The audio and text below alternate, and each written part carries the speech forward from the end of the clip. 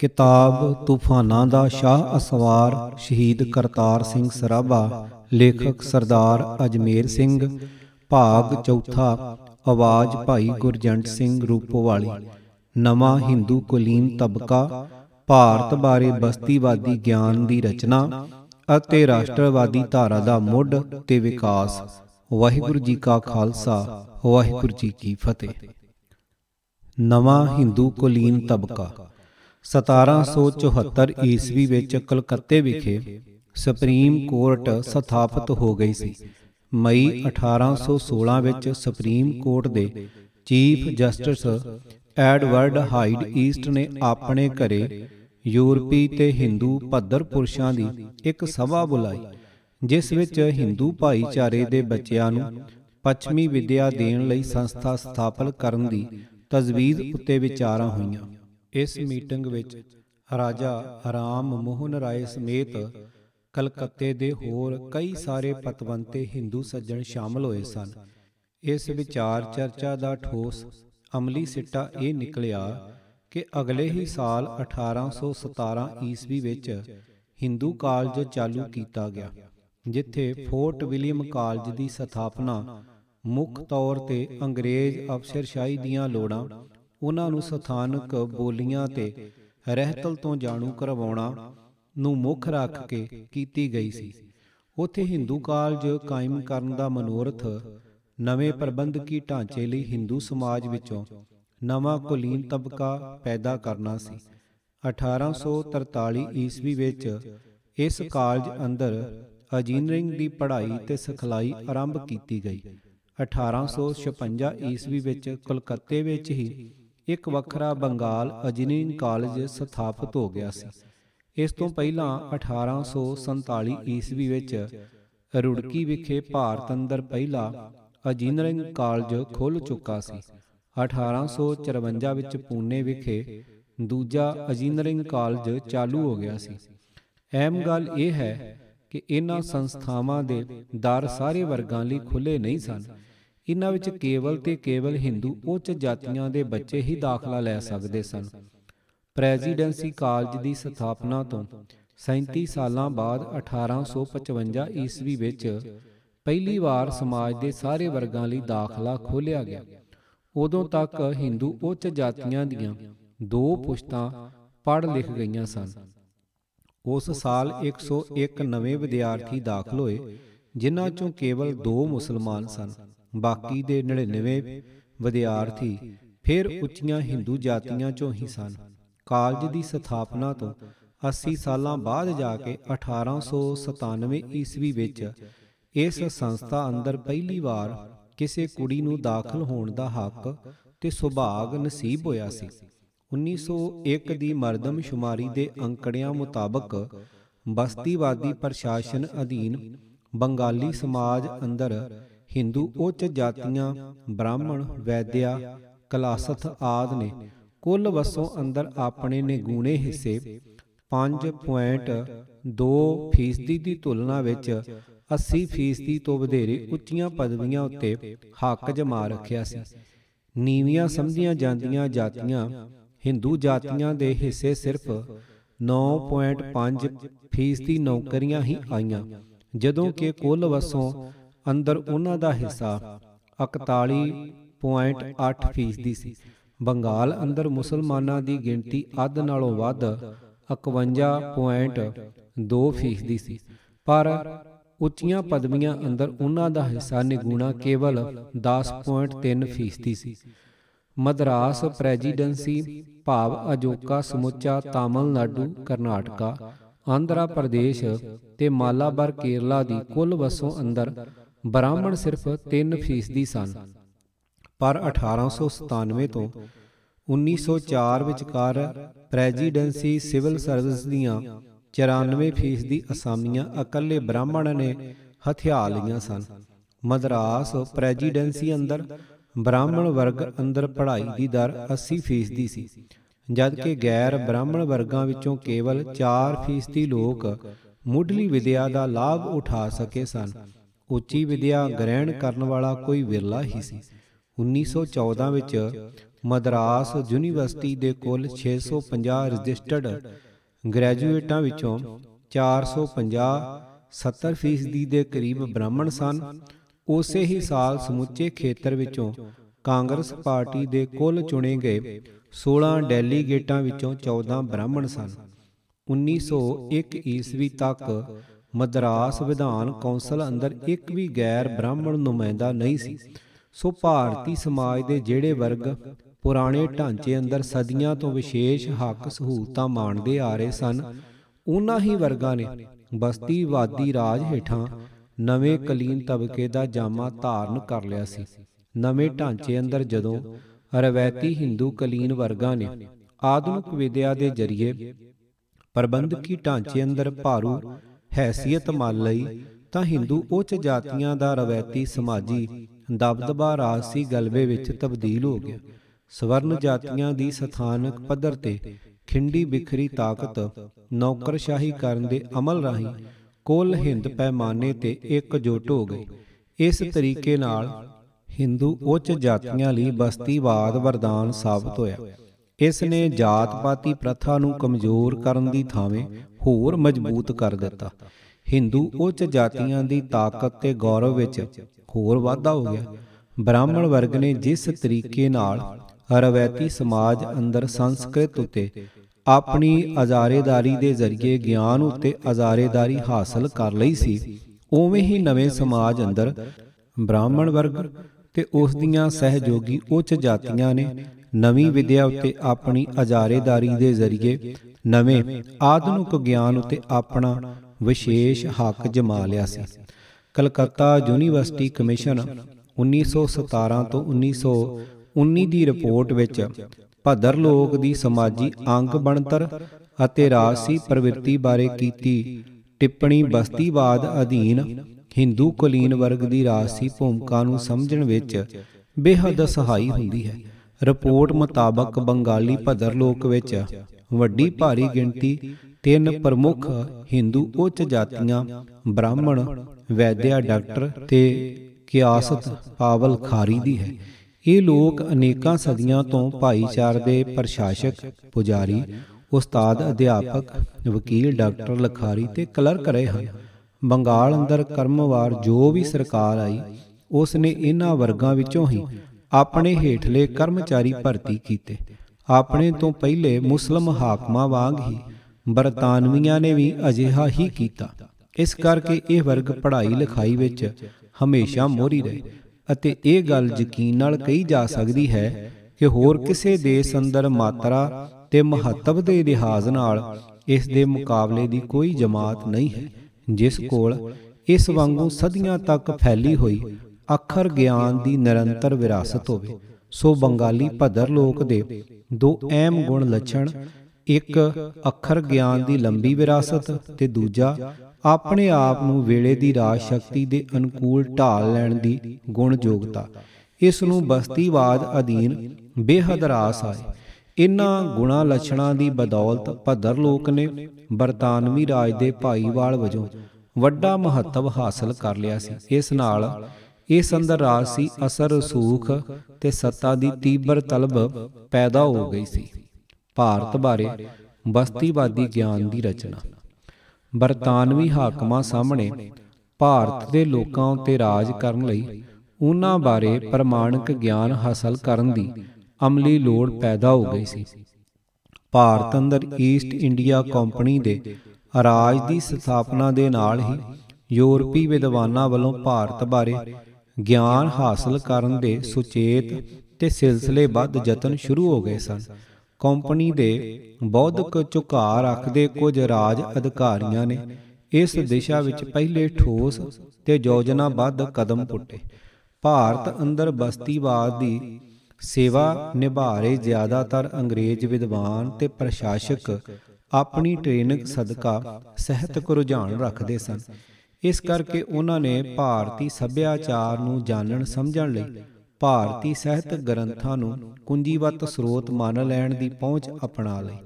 ਉਹਨਾਂ ਨੇ ਇਹਨਾਂ ਗ੍ਰੰਥਾਂ ਦਾ ਤਰਜਮਾ ਕਰਦਿਆਂ ਇਹਨਾਂ ਨੂੰ ਪੱਛਮੀ ਪਾਹ ਚਾੜ ਦਿੱਤੀ। ਉਹਨਾਂ ਨੇ ਪੱਛਮੀ ਭਾਸ਼ਾ ਵਿਗਿਆਨ ਦੇ ਮਿਆਰਾਂ ਤੇ ਮਨੌਤਾਂ ਨੂੰ ਇਹਨਾਂ ਗ੍ਰੰਥਾਂ ਉੱਤੇ ਥੋਪ ਦਿੱਤਾ। ਵੱਖੋ ਵੱਖਰੀ ਤਰ੍ਹਾਂ ਦੇ ਭਾਰਤੀ ਸਾਹਿਤ ਨੂੰ ਸਮਕਾਲੀ ਯੂਰਪੀ ਸਾਹਿਤਕ ਮਿਆਰਾਂ ਅਨੁਸਾਰ ਪੜ੍ਹਿਆ ਗਿਆ। ਸਿੱਟਾ ਇਹ ਨਿਕਲਿਆ ਕਿ ਉਹਨਾਂ ਨੇ ਇੱਕ ਰੂਪ ਗ੍ਰੰਥ ਅਤੇ ਇੱਕ ਸਾਰ ਲਿਖਤੀ ਧਰਮ ਸੂਤਰ ਘੜ ਦਿੱਤੇ। ਭਾਰਤੀ ਧਾਰਮਿਕ ਪਰੰਪਰਾਵਾਂ ਦੇ ਮੌਖਿਕ ਤੇ ਮਕਬੂਲ ਪੱਖਾਂ ਨੂੰ ਮਹੱਤਵਹੀਣ ਬਣਾ ਦਿੱਤਾ ਗਿਆ। ਇਸ ਤਰੀਕੇ ਨਾਲ ਪੱਛਮੀ ਵਿਦਵਾਨਾਂ ਨੇ ਹਿੰਦੂ ਧਰਮ ਨੂੰ ਪਾਠਗਤ ਕਰ ਦਿੱਤਾ। ਸੰਸਕ੍ਰਿਤ ਪ੍ਰਧਾਨੀ ਧਰਮ ਸ਼ਾਸਤਰਾਂ ਨੂੰ ਹਿੰਦੂ ਧਰਮ ਦਾ ਪ੍ਰਮਾਣਿਕ ਸੋਮਾ ਤੇ ਆਧਾਰ ਮੰਨ ਲਿਆ ਗਿਆ। ਵੈਦਿਕ ਤੇ ਬ੍ਰਾਹਮਣਵਾਦੀ ਗ੍ਰੰਥਾਂ ਤੇ ਅਮਲਾਂ ਨੂੰ ਹਿੰਦੂ ਧਰਮ ਦਾ ਕੇਂਦਰੀ ਤੱਤ ਤਸੱਵਰ ਕਰ ਲਿਆ। ਬਸਤੀਵਾਦੀ ਹਾਕਮਾਂ ਤੇ ਪੱਛਮੀ ਵਿਦਵਾਨਾਂ ਨੇ ਇਹ ਗਲਤ ਮਨੌਤ ਬਣਾ ਲਈ ਕਿ ਭਾਰਤ ਦੇ ਸਾਰੇ ਮੂਲ ਬਸ਼ਿੰਦੇ ਬ੍ਰਾਹਮਣ ਹੋਣ ਜਾਂ ਅਛੂਤ, ਬੋਧੀ, ਜੈਨੀ, ਪਾਰਸੀ ਹੋਣ ਜਾਂ ਸਿੱਖ ਤੇ ਜਾਂ ਆਦੀਵਾਸੀ ਕਬੀਲੇ, ਸਾਰੇ ਬ੍ਰਾਹਮਣਵਾਦੀ ਧਰਮ ਗ੍ਰੰਥਾਂ ਵਿੱਚ ਬਰਾਬਰ ਨਿਸ਼ਠਾ ਰੱਖਦੇ ਸਨ। ਇਹ ਮਨੌਤ ਭਾਰਤ ਬਾਰੇ ਬਸਤੀਵਾਦੀ ਇਲਮ ਦੀ ਬੁਨਿਆਦ ਬਣੀ। ਜ਼ਾਹਰਾ ਤੌਰ ਤੇ ਹਿੰਦੂਵਾਦ ਦੀ ਇਹ ਬਸਤੀਵਾਦੀ ਘਾੜਤ ਬਹੁਵਾਦੀ ਨਹੀਂ ਸੀ, ਇਹ ਇੱਕਵਾਦੀ ਸੀ। ਇਸ ਕਰਕੇ ਭਾਰਤ ਦੀ ਸੱਭਿਆਚਾਰਕ ਵੰਨ ਸੁਵੰਨਤਾ ਨੂੰ ਸੰਭਾਲਣ ਤੇ ਪ੍ਰਫੁੱਲਤ ਕਰਨ ਦੀ ਥਾਵੇਂ ਇਸ ਨੂੰ ਘਾਤ ਪਹੁੰਚਾਉਣ ਵੱਲ ਸੇਧਤ ਸੀ। ਬਸਤੀਵਾਦੀ ਪ੍ਰਵਚਨ ਅੰਦਰ ਇੰਡੀਆ ਤੇ ਹਿੰਦੂ ਸਮ ਅਰਥੀ ਬਣ ਗਏ। ਭਾਰਤੀ ਸੱਭਿਅਤਾ, ਭਾਰਤੀ ਸੰਸਕ੍ਰਿਤੀ, ਭਾਰਤੀ ਧਾਰਮਿਕ ਪਰੰਪਰਾਵਾਂ ਆਦ ਇਸਤਲਾਹਾਂ ਹਿੰਦੂ ਰੰਗਤ ਗ੍ਰਹਿਣ ਕਰ ਗਈਆਂ। ਬਸਤੀਵਾਦੀ ਹਾਕਮਾਂ ਤੇ ਪੱਛਮੀ ਵਿਦਵਾਨਾਂ ਦੀ ਭਾਰਤ ਬਾਰੇ ਬਣੀ ਇਹ ਧਾਰਨਾ ਹੀ ਬਾਅਦ ਵਿੱਚ ਜਾ ਕੇ ਸਰਬ ਸਾਂਝੀ ਭਾਰਤੀ ਕੌਮ ਦੇ ਸੰਕਲਪ ਦੀ ਸਿਧਾਂਤਕ ਬੁਨਿਆਦ ਬਣੀ। ਰਾਸ਼ਟਰਵਾਦੀ ਬਿਰਤਾਂਤ ਅੰਦਰ ਇਸ ਧਾਰਨਾ ਨੂੰ ਲਗਾਤਾਰ ਦੁਹਰਾਇਆ ਤੇ ਦ੍ਰਿੜਾਇਆ ਗਿਆ। ਲਗਭਗ ਪੂਰੀ ਇੱਕ ਸਦੀ ਰਾਸ਼ਟਰਵਾਦ ਦਾ ਇਹ ਪ੍ਰਵਚਨ ਨਿਰਵਿਘਨ ਚੱਲਿਆ ਅਤੇ ਇਹ ਕੋਈ ਇਤਫਾਕੀਆ ਗੱਲ ਨਹੀਂ ਕਿ ਸਾਰੇ ਪ੍ਰਵਚਨਕਰਤਾ ਹਿੰਦੂ ਸਵਰਨ ਜਾਤੀਆਂ ਨਾਲ ਸੰਬੰਧਿਤ ਸਨ। ਸਮਾਜਵਾਦੀ ਧਾਰਾ 1920 ਦੇ ਲਗਭਗ ਪ੍ਰਗਟ ਹੋਈ। ਉਦੋਂ ਤੱਕ ਸੱਭਿਆਚਾਰਕ ਰਾਸ਼ਟਰਵਾਦ ਪੈਰ ਜਮਾ ਚੁੱਕਾ ਸੀ ਅਤੇ ਸਮਾਜਵਾਦੀ ਵਿਆਖਿਆਕਾਰ ਵੀ ਹਿੰਦੂ ਉੱਚ ਜਾਤੀਆਂ ਚੋਂ ਹੀ ਸਨ। ਆਜ਼ਾਦੀ ਤੋਂ ਬਾਅਦ ਭਾਰਤ ਦੀ ਏਕਤਾ ਦੀ ਇਸ ਧਾਰਨਾ ਨੂੰ ਭਾਰਤੀ ਸੰਵਿਧਾਨ ਦੀ ਧਾਰਾ 25/2B ਦੇ ਰੂਪ ਵਿੱਚ ਕਾਨੂੰਨੀ ਰੂਪਤਾ ਪ੍ਰਦਾਨ ਕਰ ਦਿੱਤਾ, ਜਿਸ ਅਨੁਸਾਰ ਬੋਧੀਆਂ, ਜੈਨੀਆਂ ਤੇ ਸਿੱਖਾਂ ਨੂੰ ਵਿਸ਼ਾਲ ਹਿੰਦੂ ਧਰਮ ਦੇ ਹੀ ਲਘੂ ਅੰਗ ਕਰਾਰ ਦੇ ਕੇ ਉਹਨਾਂ ਦੀ ਸੁਤੰਤਰ ਹਸਤੀ ਨਕਾਰ ਦਿੱਤੀ ਗਈ। ਦੇਸੀ ਗਿਆਨ ਦੋਹਾਂ ਹੀ ਰੂਪਾਂ ਧਰਮ ਸ਼ਾਸਤਰਾਂ ਤੇ ਮੌਖਿਕ ਗਾਥਾਵਾਂ ਵਿੱਚ, ਕਿਉਂਕਿ ਦੇਸੀ ਬੋਲੀਆਂ ਵਿੱਚ ਸੀ, ਇਸ ਕਰਕੇ ਇਹ ਗਿਆਨ ਹਾਸਲ ਕਰਨ ਲਈ ਦੇਸੀ ਭਾਸ਼ਾਵਾਂ ਦੇ ਮਾਹਰਾਂ ਦੀ ਮਦਦ ਲੈਣੀ ਜ਼ਰੂਰੀ ਹੋ ਗਈ ਸੀ। ਹਿੰਦੂ ਧਰਮ ਸ਼ਾਸਤਰ ਸੰਸਕ੍ਰਿਤ ਵਿੱਚ ਲਿਖੇ ਹੋਏ ਸਨ। ਬਸਤੀਵਾਦੀ ਹਾਕਮਾਂ ਨੇ ਮੌਖਿਕ ਗਾਥਾਵਾਂ ਨਾਲੋਂ ਧਰਮ ਸ਼ਾਸਤਰਾਂ ਨੂੰ ਪ੍ਰਮੁਖਤਾ ਦੇਣ ਅਤੇ ਹੋਰਨਾਂ ਦੇਸੀ ਬੋਲੀਆਂ ਦੀ ਤੁਲਨਾ ਵਿੱਚ ਸੰਸਕ੍ਰਿਤ ਨੂੰ ਵਧਵਾਂ ਮਹੱਤਵ ਦੇਣ ਦਾ ਨਿਸ਼ਚਿਤ ਝੁਕਾਅ ਪ੍ਰਗਟਾਇਆ। ਉਹਨਾਂ ਨੇ ਪੰਡਤਾਂ ਦੀ ਮਦਦ ਨਾਲ ਧਰਮ ਗ੍ਰੰਥਾਂ ਨੂੰ ਅੰਗਰੇਜ਼ੀ ਵਿੱਚ ਉਥਲਾਉਣ ਦਾ ਮਹਾਕਾਰਜ ਵਿੱਢਿਆ। ਇਹ ਦੱਸਣ ਦੀ ਲੋੜ ਨਹੀਂ ਕਿ ਸੰਸਕ੍ਰਿਤ ਵਿੱਚ ਰਚੇ ਧਰਮ ਗ੍ਰੰਥ ਬ੍ਰਾਹਮਣ ਵਰਗ ਦੇ ਸੰਸਾਰ ਨਜ਼ਰੀਏ ਦੀ ਤਰਜਮਾਨੀ ਕਰਦੇ ਹਨ। ਇਨ੍ਹਾਂ ਗ੍ਰੰਥਾਂ ਵਿੱਚ ਦਰਜ ਗਿਆਨ ਦੇ ਆਧਾਰ ਤੇ ਯੂਰਪੀ ਵਿਦਵਾਨਾਂ ਨੇ ਭਾਰਤ ਬਾਰੇ ਬੁਨਿਆਦੀ ਰੂਪ ਧਾਰਨਾਵਾਂ ਸਿਰਜੀਆਂ, ਜਿਹੜੀਆਂ ਭਾਰਤ ਬਾਰੇ ਸਿਰਜੇ ਗਏ ਬਸਤੀਵਾਦੀ ਇਲਮ ਦੀ ਬੁਨਿਆਦ ਬਣੀਆਂ। ਪੱਛਮੀ ਵਿਦਵਾਨਾਂ ਨੇ ਭਾਰਤ ਦਾ ਰੋਮਾਂਚਕਾਰੀ ਅਕਸ ਸਿਰਜਿਆ। ਉਦਾਂਤ, ਰੂਹਾਨੀਅਤ ਤੇ ਵੇਦਾਂ ਉਪਨਿਸ਼ਦਾਂ ਦੇ ਪ੍ਰਤਾਪ ਵਾਲਾ ਭਾਰਤ ਅਤੇ ਨਾਇਕਾਂ ਦੀਆਂ ਵੀਰ ਗਥਾਵਾਂ ਦੀ ਭੂਮੀ। ਵੈਦਿਕ ਕਾਲ ਨੂੰ ਭਾਰਤ ਦਾ ਸੁਨਹਿਰੀ ਯੁੱਗ ਕਹਿ ਕੇ ਵਡਿਆਇਆ ਗਿਆ। ਯੂਰਪੀ ਵਿਦਵਾਨਾਂ ਵੱਲੋਂ ਹਿੰਦੂ ਧਰਮ ਬਾਰੇ ਸਿਰਜੇ ਗਏ ਇਨ੍ਹਾਂ ਮਿੱਥਾਂ ਭਰਮਾਂ ਨੇ ਹਿੰਦੂਆਂ ਦੀ ਸਵੈ ਚੇਤਨਾ ਨੂੰ ਪ੍ਰਭਾਵਿਤ ਕੀਤਾ। ਉਹਨਾਂ ਨੇ ਆਪਣਾ ਕਲਪਤ ਅਕਸ ਸਿਰਜ ਲਿਆ ਅਤੇ ਫਿਰ ਆਪਣੇ ਆਪ ਨੂੰ ਇਸੇ ਅਨੁਸਾਰ ਦੇਖਣਾ ਮਹਿਸੂਸਣਾ ਸ਼ੁਰੂ ਕਰ ਦਿੱਤਾ। ਹੌਲੀ ਹੌਲੀ ਉਹਨਾਂ ਦੀ ਇਹ ਭਰਮ ਚੇਤਨਾ ਗੂੜੇ ਵਿਸ਼ਵਾਸਾਂ ਵਿੱਚ ਬਦਲ ਗਈ। ਸਮਾਂ ਪੈਣ ਨਾਲ ਇਹਨਾਂ ਵਿਸ਼ਵਾਸਾਂ ਵਿੱਚ ਕੱਟੜਤਾ ਆ ਗਈ। ਸਿੱਟੇ ਵਜੋਂ ਹਿੰਦੂ ਸਮਾਜ ਦੀਆਂ ਸਵਰਨ ਪਰਤਾਂ ਦੀ ਹੰਕਾਰੀ ਬਿਰਤੀ ਹੋਰ ਮਜ਼ਬੂਤ ਹੋ ਗਈ। ਬਰਤਾਨਵੀ ਹਾਕਮਾਂ ਤੇ ਯੂਰਪੀ ਵਿਦਵਾਨਾਂ ਦੁਆਰਾ ਭਾਰਤ ਬਾਰੇ ਸਿਰਜੀਆਂ ਗਈਆਂ ਇਹ ਧਾਰਨਾਵਾਂ ਦੋਨੋਂ ਯੂਰਪੀ ਤੇ ਭਾਰਤੀ ਕੁਲੀਨ ਵਰਗਾਂ ਦੇ ਹਿੱਤਾਂ ਦੇ ਅਨੁਕੂਲ ਸਨ। ਇਹਨਾਂ ਪੂਰਬਵਾਦੀ ਘਾੜਤਾਂ ਨਾਲ ਬ੍ਰਾਹਮਣਵਾਦ ਨੂੰ ਨਵਾਂ ਜੀਵਨ ਮਿਲਿਆ। ਇਸ ਨਾਲ ਬ੍ਰਾਹਮਣ ਵਰਗ ਦੇ ਗੌਰਵ ਵਿੱਚ ਹੋਰ ਵਾਧਾ ਹੋਇਆ। ਉਸ ਅੰਦਰ ਆਪਣੇ ਆਪ ਨੂੰ ਦੂਸਰਿਆਂ ਨਾਲੋਂ ਸ੍ਰੇਸ਼ਟ ਸਮਝਣ ਦੀ ਘੁਮੰਡੀ ਬਿਰਤੀ ਹੋਰ ਪ੍ਰਚੰਡ ਹੋ ਗਈ। ਬ੍ਰਾਹਮਣ ਤੇ ਉਸ ਦੀਆਂ ਸਹਿਯੋਗੀ ਸਵਰਨ ਜਾਤੀਆਂ ਅੰਦਰ ਆਪਣੇ ਆਪ ਨੂੰ ਭਾਰਤੀ ਸਮਾਜ ਦੇ ਕੁਦਰਤੀ ਆਗੂ ਸਮਝਣ ਦੀ ਭਾਵਨਾ ਨੂੰ ਨਵਾਂ ਬਲ ਮਿਲਿਆ। ਇਸ ਨਾਲ ਕੁਦਰਤੀ ਤੌਰ ਤੇ ਉਹਨਾਂ ਅੰਦਰ ਰਾਜਸੀ ਆਕਾਂਖਿਆਵਾਂ ਜਾਗ ਉੱਠੀਆਂ, ਪਰ ਕੌਟਲਿਆ ਦੇ ਸੁਜਾਨ ਪੈਰੋਕਾਰ ਹੋਣ ਦੇ ਨਾਤੇ ਉਹਨਾਂ ਨੇ ਆਪਣੀਆਂ ਰਾਜਸੀ ਆਕਾਂਖਿਆਵਾਂ ਦਾ ਫੌਰੀ ਤੇ ਸਿੱਧੇ ਨੰਗੇ ਰੂਪ ਵਿੱਚ ਉਚਾਰਨ ਕਰਨ ਦੀ ਜਗ੍ਹਾ, ਜਿਸ ਨਾਲ ਉਹਨਾਂ ਦਾ ਬਸਤੀਵਾਦੀ ਰਾਜ ਨਾਲ ਅਟਲ ਰੂਪ ਵਿੱਚ ਟਾਕਰਾ ਪੈਦਾ ਹੋਣਾ ਸੀ, ਹਮਲੇ ਦਾ ਰੁਖ ਮੁਸਲਮਾਨਾਂ ਦੇ ਖਿਲਾਫ ਸੇਧਤ ਕਰਨ ਦੀ ਰਣਨੀਤੀ ਅਪਣਾਈ। ਜੇਕਰ ਹਿੰਦੂ ਧਰਮ ਨੂੰ ਸਰਬੋਤਮ ਦਰਸਾਉਣਾ ਸੀ, ਜੇਕਰ ਬ੍ਰਾਹਮਣੀ ਸੱਭਿਆਚਾਰ ਦੀ ਠੁੱਕ ਬੰਨ੍ਹਣੀ ਸੀ, ਤਾਂ ਹਿੰਦੂ ਵਿਸ਼ਵਾਸਾਂ ਤੇ ਰਹੋ ਰੀਤਾਂ ਚੋਂ ਕਰੂਪਤਾ ਦੇ ਅੰਸ਼ ਦੂਰ ਕਰਨੇ ਜ਼ਰੂਰੀ ਹੋ ਗਏ ਸਨ। ਇਸ ਚੋਂ ਸੁਧਾਰਾਂ ਦੀ ਲੋੜ ਤੇ ਦਿਸ਼ਾ ਨਿਰਧਾਰਤ ਹੋਈ। ਹਿੰਦੂ ਧਰਮ ਦੇ ਕਰੂਪ ਯਥਾਰਥ ਦੀ ਵਿਆਖਿਆ ਇਹ ਕੀਤੀ ਗਈ ਕਿ ਆਪਣੇ ਮੌਲਿਕ ਰੂਪ ਵਿੱਚ ਹਿੰਦੂ ਧਰਮ ਸਰਬੋਤਮ ਸੀ। ਹਿੰਦੂ ਧਰਮ ਦਾ ਇਹ ਮੌਲਿਕ ਤੇ ਸ਼ੁੱਧ ਰੂਪ ਵੇਦਾਂ, ਉਪਨਿਸ਼ਦਾਂ ਤੇ ਭਗਵਤ ਗੀਤਾ ਵਿੱਚ ਸਾਂਭਿਆ ਪਿਆ ਹੈ, ਪਰ ਬਾਅਦ ਵਿੱਚ ਇਸ ਵਿੱਚ ਨਿਘਾਰ ਆ ਗਿਆ। ਇਸ ਨਿਘਾਰ ਲਈ ਮੁਸਲਮਾਨਾਂ ਨੂੰ ਅਤੇ ਬ੍ਰਾਹਮਣਵਾਦ ਨਾਲੋਂ ਵੱਖਰੇ ਜਾਂ ਇਸ ਨਾਲ ਟਕਰਾਵੇਂ ਹਿੱਤਾਂ ਵਾਲੇ ਮੱਤਾਂ ਫਿਰਕਿਆਂ ਨੂੰ ਦੋਸ਼ੀ ਗਰਦਾਨਿਆ ਗਿਆ। ਸੋ ਹਿੰਦੂ ਧਰਮ ਦੀ ਆਦਿਕਾਲੀ ਸ਼ੁੱਧਤਾ, ਪਵਿੱਤਰਤਾ ਤੇ ਚੜ੍ਹਤਲ ਬਹਾਲ ਕਰਨ ਦਾ ਟੀਚਾ ਤੇ ਕਾਰਜ ਮਿਥਿਆ ਗਿਆ। ਇਹ ਵੈਦਿਕ ਸ਼ਾਵਨਵਾਦ ਹੀ ਦੂਸਰੇ ਧਰਮਾਂ ਤੇ ਮਤਾਂ ਨਾਲ ਝਗੜੇ ਕਲੇਸ਼ਾਂ ਦਾ ਕਾਰਨ ਬਣ ਗਿਆ। ਇਸ ਤਰ੍ਹਾਂ ਸੁਧਾਰਵਾਦ ਦਾ ਇਹ ਪ੍ਰੋਜੈਕਟ ਆਪਣੇ ਮੂਲ ਖਾਸੇ ਪੱਖੋਂ ਮੁਸਲਮ ਵਿਰੋਧੀ ਸੀ। ਹਿੰਦੂ ਸਮਾਜ ਅੰਦਰ ਸੁਧਾਰਾਂ ਦੀ ਇਸ ਲਹਿਰ ਬਾਰੇ ਪ੍ਰਸਿੱਧ ਸਿੱਖ ਵਿਦਵਾਨ ਪ੍ਰੋਫੈਸਰ ਹਰਿੰਦਰ ਸਿੰਘ ਮਹਿਬੂਬ ਦਾ ਇਹ ਸਿਧਾਂਤਕ ਨਿਰਣਾ ਭਾਰੀ ਅਹਿਮੀਅਤ ਰੱਖਦਾ ਹੈ ਕਿ ਹਿੰਦੂ ਸੁਧਾਰਕਾਂ ਨੇ ਹਉਮੈ ਵਿੱਚੋਂ ਉਪਜੀ ਵਰਣ ਵੰਡ ਦੀ ਚਿੰਤਨ ਜਕੜ ਤੋਂ ਪੂਰਨ ਭਾਂਤ ਨਿਜਾਤ ਨਾ ਪਾਈ। ਉਹਨਾਂ ਨੇ ਵਰਨ ਵੰਡ ਦੇ ਸਾਰੇ ਸੰਸਕਾਰਾਂ ਦਾ ਤਿਆਗ ਨਾ ਕੀਤਾ। ਉਹਨਾਂ ਨੇ ਇਤਿਹਾਸ ਦੇ ਇੱਕ ਮੋੜ ਤੇ ਸੁਧਾਰਵਾਦੀ ਦ੍ਰਿਸ਼ਟੀਕੋਣ ਤੋਂ ਹਿੰਦੂ ਅਮਲ ਦੇ ਕੁਝ ਹੱਦੋਂ ਵੱਧ ਕਰੂਪ ਤੱਤਾਂ ਨੂੰ ਖਤਮ ਕਰਕੇ ਇਸ ਨੂੰ ਨਰੋਆ ਜੀਵਨ ਦੇਣ ਦੇ ਯਤਨ ਅਵੱਸ਼ ਕੀਤੇ।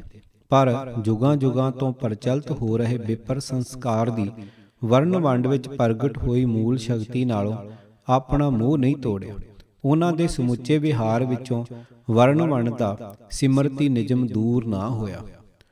ਰਾਸ਼ਟਰਵਾਦੀ ਧਾਰਾ ਦਾ ਮੁੱਢ ਤੇ ਵਿਕਾਸ। ਪੱਛਮੀ ਵਿਦਿਆ ਦੇ ਅਸਰ ਹੇਠ ਪੜ੍ਹੇ ਲਿਖੇ ਹਿੰਦੂ ਉੱਚ ਵਰਗਾਂ ਦੇ ਮਨਾਂ ਅੰਦਰ ਭਾਰਤ ਵਿੱਚ ਪੱਛਮੀ ਨਮੂਨੇ ਦਾ ਸਮਾਜੀ ਰਾਜਸੀ ਪ੍ਰਬੰਧ ਤੇ ਨਿਜ਼ਾਮ ਕਾਇਮ ਕਰਨ ਦੀ ਵੱਡੀ ਖਾਸ਼ ਪੈਦਾ ਹੋ ਗਈ। ਉਹਨਾਂ ਨੇ ਪੱਛਮੀ ਰਾਜਾਂ ਦੀ ਰੀਸੇ ਭਾਰਤ ਨੂੰ ਸਰਬ ਸਾਂਝੇ ਰਾਸ਼ਟਰ ਵਜੋਂ ਚਿਤਵਣਾ ਸ਼ੁਰੂ ਕਰ ਦਿੱਤਾ ਅਤੇ ਇਸ ਆਦਰਸ਼ ਨੂੰ ਹਕੀਕਤ ਵਿੱਚ ਬਦਲਣ ਲਈ ਉਹਨਾਂ ਦੇ ਮਨਾਂ ਅੰਦਰ ਭਾਰਤ ਨੂੰ ਬਸਤੀਵਾਦੀ ਗਲਬੇ ਤੋਂ ਮੁਕਤ ਕਰਾਉਣ ਦੀ ਰਾਸ਼ਟਰਵਾਦੀ ਭਾਵਨਾ ਅਤੇ ਤਾਂਘ ਪੈਦਾ ਹੋ ਗਈ। ਨਤੀਜੇ ਵਜੋਂ 19ਵੀਂ ਸਦੀ ਦੇ ਅੰਤਲੇ ਦਹਾਕਿਆਂ ਅੰਦਰ ਭਾਰਤੀ ਰਾਸ਼ਟਰਵਾਦੀ ਲਹਿਰ ਦਾ ਸਰੂਪ ਉਗੜਦਾ ਸ਼ੁਰੂ ਹੋ ਗਿਆ ਸੀ।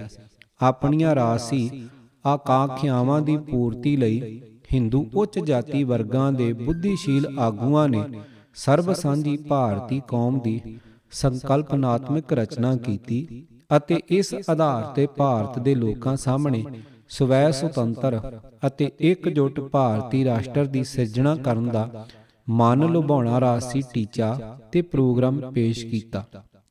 ਇਸ ਸਿਧਾਂਤਕ ਹਥਿਆਰ ਦੇ ਜ਼ਰੀਏ ਭਾਰਤ ਅੰਦਰਲੇ ਗੈਰ ਹਿੰਦੂ ਧਾਰਮਿਕ ਭਾਈਚਾਰਿਆਂ, ਖਾਸ ਕਰਕੇ ਮੁਸਲਮਾਨਾਂ ਤੇ ਸਿੱਖਾਂ ਅਤੇ ਇਸ ਦੇ ਨਾਲ ਹੀ ਹਿੰਦੂ ਸਮਾਜ ਦੇ ਹੇਠਲੇ ਦੱਬੇ ਕੁਚਲੇ ਵਰਗਾਂ ਨੂੰ ਦੇਸ਼ ਦੀ ਆਜ਼ਾਦੀ ਦੇ ਸੰਗਰਾਮ ਅੰਦਰ ਹਾਸ਼ੀਆ ਗ੍ਰਸਤ ਕਰ ਦਿੱਤਾ ਗਿਆ।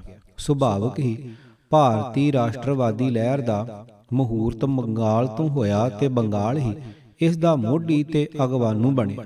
ਰਾਜਾ ਰਾਮ ਮੋਹਨ ਰਾਏ ਤੋਂ ਲੈ ਕੇ ਰਵਿੰਦਰਨਾਥ ਟੈਗੋਰ ਤੱਕ ਬੰਗਾਲੀ ਦਾਨਸ਼ਵਰਾਂ ਤੇ ਸੁਧਾਰਕਾਂ ਨੇ ਭਾਰਤੀ ਰਾਸ਼ਟਰਵਾਦੀ ਲਹਿਰ ਦੀ ਉਠਾਣ ਲਈ ਸਿਧਾਂਤਕ ਆਧਾਰ ਤੇ ਅਨੁਕੂਲ ਵਾਤਾਵਰਣ ਸਿਰਜ ਦਿੱਤਾ। ਇਸ ਵਿੱਚੋਂ ਜਿਹੜੇ ਵੀ ਰਾਜਸੀ ਰੁਝਾਨ ਅਥਵਾ ਧਾਰਾਵਾਂ ਪ੍ਰਗਟ ਹੋਈਆਂ, ਨਰਮ ਖਿਆਲੀ ਸਨ ਜਾਂ ਗਰਮ ਖਿਆਲੀ, ਅਹਿੰਸਕ ਸਨ ਜਾਂ ਹਿੰਸਕ, ਸਾਰਿਆਂ ਦਾ ਮੂਲ ਸਿਧਾਂਤਕ ਤੱਤ ਸਾਂਝਾ ਸੀ। ਇਹ ਸਾਰੀਆਂ ਧਾਰਾਵਾਂ ਹਿੰਦੂ ਪੁਨਰਵਾਸ ਦੇ ਵਰਤਾਰੇ ਦਾ ਇਜ਼ਹਾਰ ਤੇ ਅੰਗ ਸਨ। ਉਹਨਾਂ ਦਾ ਸੁਪਨਾ ਤੇ ਮਨੋਕਾਮਨਾਵਾਂ ਸਾਂਝੀਆਂ ਸਨ। ਉਹ ਹਿੰਦੂ ਧਰਮ ਦੀ ਖੁੱਸੀ ਹੋਈ ਸ਼ਾਨ ਬਹਾਲ ਕਰਨਾ, ਇਸ ਦੀ ਮੁੜ ਚੜ੍ਹਤਲ ਕਾਇਮ ਕਰਨਾ ਚਾਹੁੰਦੇ ਸਨ। ਉਹ ਸਾਰੇ ਉੱਚ ਜਾਤੀਆਂ ਚੋਂ ਸਨ ਜਿਨ੍ਹਾਂ ਦੀ ਵਰਣ ਆਸ਼ਰਮ ਧਰਮ ਵਿੱਚ ਪੂਰਨ ਨਿਸ਼ਠਾ ਸੀ। ਪੰਡਤ ਜਵਾਹਰ ਲਾਲ ਨਹਿਰੂ ਵੱਲੋਂ ਜੇਲ੍ਹ ਤੋਂ ਆਪਣੀ ਧੀ ਇੰਦਰਾ ਗਾਂਧੀ ਨੂੰ ਲਿਖੀਆਂ ਚਿੱਠੀਆਂ ਚੋਂ ਉਪਰੋਕਤ ਨਿਰਣਿਆਂ ਦੀ ਪੂਰਨ ਪੁਸ਼ਟੀ ਹੁੰਦੀ ਹੈ। ਚਿੱਠੀਆਂ ਦੇ ਕੁਝ ਕੁ ਅੰਸ਼ ਇਸ ਪ੍ਰਕਾਰ ਹਨ। ਪਰ ਅੰਗਰੇਜ਼ਾਂ ਨੇ ਭਾਰਤ ਦਾ ਇੱਕ ਵੱਡਾ ਭਲਾ ਇਹ ਕਰ ਦਿੱਤਾ ਕਿ ਉਹਨਾਂ ਦੀ ਨਵੀਨ ਤੇ ਧੜੱਲੇਦਾਰ ਜੀਵਨ ਪ੍ਰਣਾਲੀ ਦੇ ਪ੍ਰਭਾਵ ਨੇ ਭਾਰਤ ਨੂੰ ਝੰਜੋੜਿਆ ਅਤੇ ਭਾਰਤ ਦੇ ਲੋਕਾਂ ਅੰਦਰ ਰਾਜਸੀ ਏਕਤਾ ਤੇ ਕੌਮੀਅਤ, ਰਾਸ਼ਟਰੀਅਤਾ ਦਾ ਭਾਵ ਪੈਦਾ ਕਰ ਦਿੱਤਾ। ਇਹ ਝਟਕਾ ਦੁਖਦਾਈ ਤਾਂ ਸੀ, ਪਰੰਤੂ ਸਾਡੇ ਪੁਰਾਤਨ ਦੇਸ਼ ਦੇ ਲੋਕਾਂ ਨੂੰ ਨਵਾਂ ਜੋਬਨ ਬਖਸ਼ਣ ਲਈ ਇਹ ਸ਼ਾਇਦ ਜ਼ਰੂਰੀ ਸੀ। ਅੰਗਰੇਜ਼ੀ ਵਿਦਿਆ ਦਾ ਮਕਸਦ ਭਾਵੇਂ ਅੰਗਰੇਜ਼ੀ ਰਾਜ ਲਈ ਕਲਰਕ ਪੈਦਾ ਕਰਨਾ ਸੀ, ਪਰ ਇਸ ਨੇ ਭਾਰਤੀਆਂ ਨੂੰ ਵਰਤਮਾਨ ਪੱਛਮੀ ਵਿਚਾਰਾਂ ਤੋਂ ਜਾਣੂ ਕਰਵਾ ਦਿੱਤਾ, ਜਿਸ ਨਾਲ ਇੱਕ ਨਵਾਂ ਤਬਕਾ ਅੰਗਰੇਜ਼ੀ ਪੜ੍ਹਿਆ ਵਰਗ ਪੈਦਾ ਹੋਣ ਲੱਗਾ। ਇਹ ਵਰਗ ਗਿਣਤੀ ਵਿੱਚ ਛੋਟਾ ਸੀ ਤੇ ਲੋਕਾਂ ਨਾਲੋਂ ਕੱਟਿਆ ਹੋਇਆ ਸੀ, ਪਰ ਫਿਰ ਵੀ ਇਸ ਵਰਗ ਦੇ ਭਾਗਾਂ ਵਿੱਚ ਨਵੀਂ ਰਾਸ਼ਟਰਵਾਦੀ ਲਹਿਰ ਦੀ ਅਗਵਾਈ ਕਰਨਾ ਲਿਖਿਆ ਹੋਇਆ ਸੀ। ਪਹਿਲਾਂ ਇਹ ਤਬਕਾ ਅੰਗਰੇਜ਼ਾਂ ਦੀ ਵਡਿਆਈ ਕਰਦਾ ਸੀ। ਭਾਰਤ ਉੱਤੇ ਪੱਛਮੀ ਵਿਚਾਰਾਂ ਦੇ ਪ੍ਰਭਾਵ ਨੇ ਹਿੰਦੂ ਧਰਮ ਉੱਤੇ ਵੀ ਕੁਝ ਹੱਦ ਤੱਕ ਅਸਰ ਪਾਇਆ। 19ਵੀਂ ਸਦੀ ਦੇ ਮੁੱਢਲੇ ਦੌਰ ਵਿੱਚ ਬੰਗਾਲ ਅੰਦਰ ਹਿੰਦੂਵਾਦ ਨੂੰ ਪੱਛਮੀ ਲੀਹਾਂ ਉੱਤੇ ਸੁਧਾਰਨ ਦਾ ਯਤਨ ਕੀਤਾ। ਇਹ ਯਤਨ ਨਿਸ਼ਚਿਤ ਤੌਰ ਤੇ ਈਸਾਈਅਤ ਤੇ ਪੱਛਮੀ ਵਿਚਾਰਧਾਰਾ ਤੋਂ ਪ੍ਰਭਾਵਿਤ ਸੀ। ਇਸ ਨੂੰ ਚਾਲੂ ਕਰਨ ਵਾਲਾ ਰਾਜਾ ਰਾਮ ਮੋਹਨ ਰਾਏ ਸੀ। ਸਦੀ ਦੇ ਅਖੀਰ ਵਿੱਚ ਇੱਕ ਹੋਰ ਧਰਮ ਸੁਧਾਰ ਲਹਿਰ ਚੱਲੀ। ਇਹ ਪੰਜਾਬ ਅੰਦਰ ਚੱਲੀ ਤੇ ਇਸ ਦਾ ਬਾਨੀ ਸੁਆਮੀ ਦਇਆਨੰਦ ਸਰਸਵਤੀ ਸੀ। ਬ੍ਰਹਮੋ ਸਮਾਜ ਤੋਂ ਬਾਅਦ ਇੱਕ ਹੋਰ ਸਭਾ ਸਥਾਪਿਤ ਹੋਈ ਜਿਸ ਦਾ ਨਾਂ ਆਰੀਆ ਸਮਾਜ ਸੀ। ਭਾਵੇਂ ਇਹ ਇੱਕ ਸੁਧਾਰਮੁਖੀ ਲਹਿਰ ਸੀ ਜਿਹੜੀ ਬਿਨਾਂ ਸ਼ੱਕ ਮੁਸਲਿਮ ਤੇ ਈਸਾਈ ਵਿਚਾਰਾਂ ਤੋਂ ਪ੍ਰਭਾਵਿਤ ਸੀ, ਪਰ ਤੱਤ ਵਿੱਚ ਇਹ ਇੱਕ ਹਮਲਾਵਰ ਲੜਾਕੂ ਲਹਿਰ ਸੀ। ਇਹ ਰੱਖਿਆਤਮਕ ਤੇ ਗਤੀਹੀਣ ਹਿੰਦੂਵਾਦ ਨੂੰ ਇੱਕ ਹਮਲਾਵਰ ਮਿਸ਼ਨਰੀ ਧਰਮ ਵਿੱਚ ਤਬਦੀਲ ਕਰਨ ਦਾ ਯਤਨ ਸੀ। ਇਸ ਦਾ ਮਨੋਰਥ ਹਿੰਦੂਵਾਦ ਨੂੰ ਸਰਜੀਤ ਕਰਨਾ ਸੀ। ਇਸ ਨੂੰ ਰਾਸ਼ਟਰਵਾਦੀ ਰੰਗਤ ਦੇਣ ਕਰਕੇ ਇਹ ਲਹਿਰ ਤਾਕਤ ਗ੍ਰਹਿਣ ਕਰ ਗਈ। ਅਸਲ ਵਿੱਚ ਇਹ ਹਿੰਦੂ ਰਾਸ਼ਟਰਵਾਦ ਸਿਰੀ ਚੁੱਕ ਰਿਹਾ ਸੀ। ਵਿਵੇਕਾਨੰਦ ਦਾ ਰਾਸ਼ਟਰਵਾਦ ਵੀ ਹਿੰਦੂ ਰਾਸ਼ਟਰਵਾਦ ਹੀ ਸੀ ਅਤੇ ਇਸ ਦੀਆਂ ਜੜ੍ਹਾਂ ਹਿੰਦੂ ਧਰਮ ਤੇ ਸੱਭਿਆਚਾਰ ਵਿੱਚ ਲੱਗੀਆਂ ਹੋਈਆਂ ਸਨ। ਇਸ ਤਰ੍ਹਾਂ ਇਹ ਨੋਟ ਕਰਨਾ ਦਿਲਚਸਪ ਹੈ ਕਿ ਭਾਰਤ ਅੰਦਰ 19ਵੀਂ ਸਦੀ ਵਿੱਚ ਰਾਸ਼ਟਰਵਾਦ ਦੀਆਂ ਮੁੱਢਲੀਆਂ ਤਰੰਗਾਂ ਧਾਰਮਿਕ ਤੇ ਹਿੰਦੂ ਸਨ। ਮੁਸਲਮਾਨ ਕੁਦਰਤੀ ਤੌਰ ਤੇ ਇਸ ਹਿੰਦੂ ਰਾਸ਼ਟਰਵਾਦ ਵਿੱਚ ਸ਼ਾਮਲ ਨਹੀਂ ਸੀ ਹੋ ਸਕਦੇ। ਕਾਂਗਰਸ ਪਾਰਟੀ ਮੁੱਢਲੇ ਦਿਨਾਂ ਦੇ ਹਿੰਦੂ ਰਾਸ਼ਟਰਵਾਦ ਵਾਂਗੂ ਤੰਗ ਨਜ਼ਰ ਨਹੀਂ ਸੀ, ਪਰ ਤਾਂ ਵੀ ਇਹ ਮੁੱਖ ਤੌਰ ਤੇ ਹਿੰਦੂ ਹੀ ਸੀ। ਕੁਝ ਮੋਹਰੀ ਮੁਸਲਮਾਨ ਇਸ ਵਿੱਚ ਸ਼ਾਮਲ ਜ਼ਰੂਰ ਹੋਏ ਅਤੇ ਇਸ ਦੀ ਪ੍ਰਧਾਨਗੀ ਵੀ ਕੀਤੀ, ਪਰ ਕੁੱਲ ਮਿਲਾ ਕੇ ਮੁਸਲਮਾਨ ਇਸ ਤੋਂ ਦੂਰ ਹੀ ਰਹੇ। ਸਵਦੇਸ਼ੀ ਲਹਿਰ ਨੇ ਅੱਧ ਪਚੱਧ ਪ੍ਰੇਰਣਾ ਹਿੰਦੂਵਾਦ ਤੋਂ ਲਈ।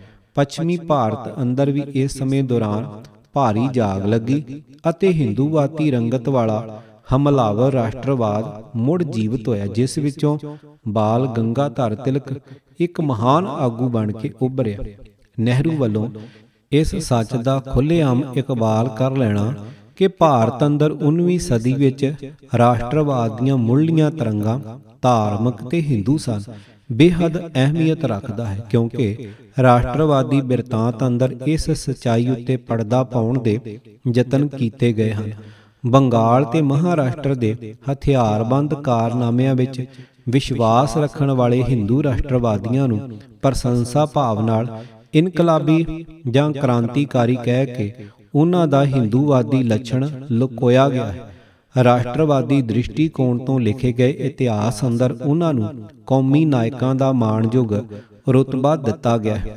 ਉੱਤਰੀ ਅਮਰੀਕਾ ਅੰਦਰ ਲਾਲਾ ਹਰਦਿਆਲ ਤੇ ਹੋਰਨਾਂ ਹਿੰਦੂ ਬੰਗਾਲੀ ਵਿਦਿਆਰਥੀਆਂ ਨੇ ਇਸ ਜੁਝਾਰੂ ਹਿੰਦੂ ਰਾਸ਼ਟਰਵਾਦੀ ਧਾਰਾ ਨੂੰ ਗਦਰ ਪਾਰਟੀ ਦੀਆਂ ਸਫਾਂ ਅੰਦਰ ਮਕਬੂਲ ਬਣਾਉਣ ਵਿੱਚ ਨੁਮਾਇਆ ਰੋਲ ਅਦਾ ਕੀਤਾ।